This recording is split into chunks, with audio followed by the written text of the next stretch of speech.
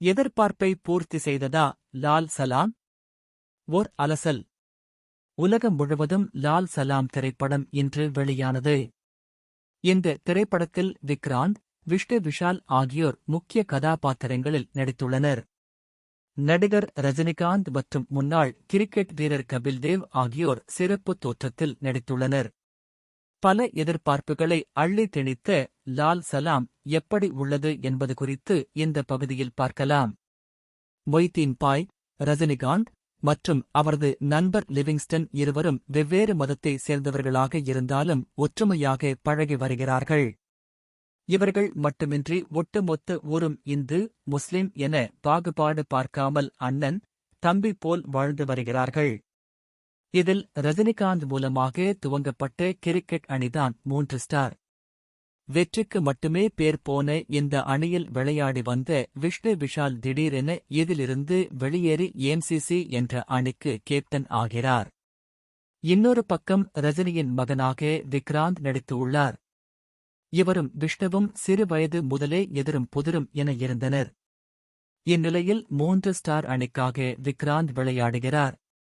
இங்கு தொடங்கும் பிரச்சினை எங்கே முடிகிறது என்பதுதான் படத்தின் மீதி கதை. படத்தில் நடிகர் செந்தில் முக்கிய கதாபாத்திரத்தில் நடித்துள்ளார். செந்திலை வைத்துதான் படத்திற்கான முக்கிய கதை ஆரம்பிக்கிறது. ஒரு கட்டத்தில் செந்தில் இறந்த பிறகு அந்த பொறுப்பும் பதவியும் தம்பி ராமையாவுக்கு போக அவருடைய நடிப்பும் அற்புதமாக இருந்தது. இன்னும் சொல்லப்போனால் இந்த படம் அவருக்கு கும்கிக்கு பிறகு பெயர் சொல்லும் படமாக இருக்கும். விஷ்ணு விஷால் தனக்கு கொடுக்கப்பட்ட கதாபாத்திரத்தில் அற்புதமாக நடித்திருக்கிறார். விக்ராந்த் வெகு நாட்கள் கழித்து இந்த படம் அவருக்கு பெயர் சொல்லும் படமாக இருக்கும் என்பதில் எந்தவித சந்தேகமும் இல்லை. சிறப்பு தோற்றத்தில் ரஜினிகாந்த் நடித்திருப்பதாக கூறியிருந்தார்கள். ஆனால் இது ரஜினிகாந்தின் படம் என்றும் சொல்லலாம். ஆனால் படத்தில் முக்கிய நிகழ்வுகளை எல்லாம் ரஜினிகாந்த் கொண்டு செல்கிறார். அதேபோல் ஜீவிதா நிரோஷாவும் தனக்கு கொடுக்கப்பட்ட கதாபாத்திரத்தில் அற்புதமாக செய்திருக்கிறார்கள். 90களில் ஏ.ஆர். ரஹ்மான் இசை கேட்டது போல லால் சலாம் திரைப்படம் இருந்தது.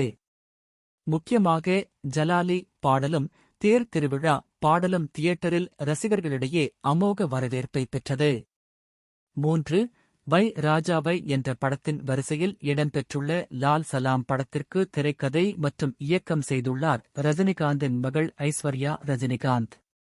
1990களில் நடப்பது போல் படத்தின் கதை அமைந்துள்ளதால் அதற்கு தகுந்தாற்போல் காட்சிகளை அமைத்துள்ளார் ஐஸ்வர்யா ரஜினிகாந்த்.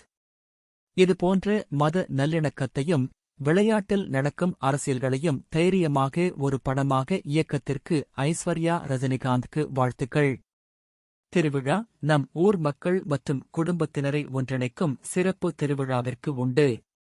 மத நல்லிணக்கம் இப்படத்தில் சிறிய கிராமத்தில் நடக்கும் இந்து, முஸ்லிம் சண்டையை மையமாக வைத்து இதில் மதம் என்பது வேறு வேறு இல்லை.